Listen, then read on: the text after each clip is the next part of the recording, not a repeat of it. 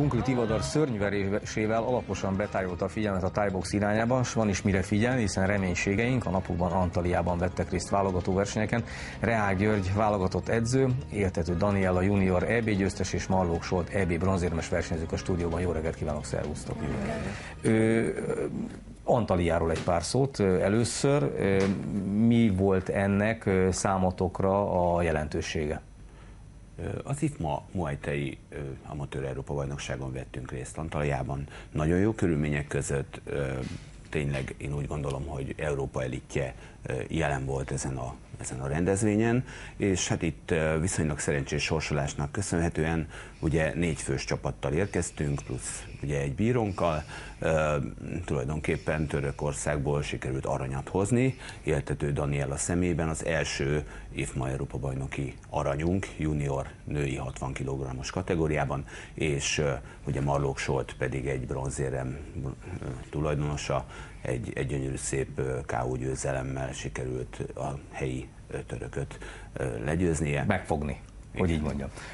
Gyuri, te erre számítottál a harcosoktól?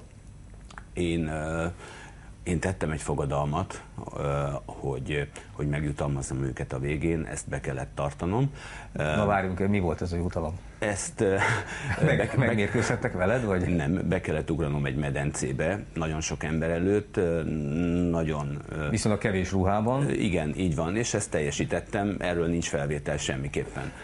De legalább elmesélted neki. A lényeg az, hogy az Európa-bajnokság nagyon erős volt, és a versenyzőimmel nagyon elégedett vagyok, hiszen egy Európa-bajnoki aranyérem, ami az első Európa-bajnoki aranyérem, és ugye a világbajnokságon is ezüstérmet és bronzérmet sikerült hoznunk. Ez egy nagyon értékes számomra, és Daniella egy rendkívül tehetséges versenyző. Na Daniella, mint első fecske, milyen lesz a nyár? Úgy értem, hogy ez a kezdet csak, nem? Igen, hát ezután is szeretnék nagyon sok rangos, ilyen színvonalas rendezvényen részt venni, Európa-bajnokságon, világbajnokságon, még amatőrben, majd szeretném megállni a helyem a profi mezőnyben is. Minek tulajdonítod azt, hogy ez ilyen jó sikerült neked ez a verseny? Hát szerintem ez a nagyon sok edzésnek, a kitartó edzésnek köszönhető.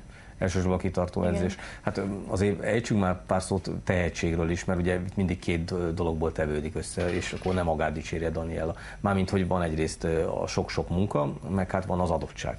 Igen, Daniellával egy éve dolgozunk együtt, édesapja készítette fel eddig, és hát láttam én a tehetséget, azóta megnyert egy kupát, ezüstérmes lett az Európa kupán, illetve hát én számítottam rá a válogatottban, és hát a válogatottságban ő önköltségen utazott, míg az Európa kupa győztesek tudtak állami költségvetésen utazni, és én azt hiszem, hogy ő a jövő reménysége és tehetsége, és még sok aranyat fog hozni nekünk.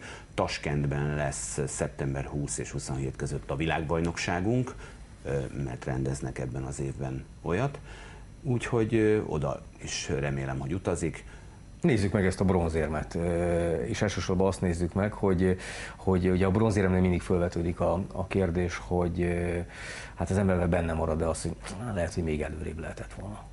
Hát ez mindenképp benne van, viszont én erre is nagyon büszke vagyok, mert ezért is megküzdöttem egyrészt. Másrészt itt nagyon erős volt a mezőny, tehát mellettem a dobogón egy ukrán, egy belorusz és egy orosz versenyző állt, akik mondhatom, hogy Európában a szakma legjobbjai, és egy belorusz ellen vesztettem, ami szintén nem gondolom, hogy szégyen lenne, főleg úgy, hogy én 2 évvel ezelőtt kezdtem ezt a sportot, ő meg nagyjából 5 éves korában.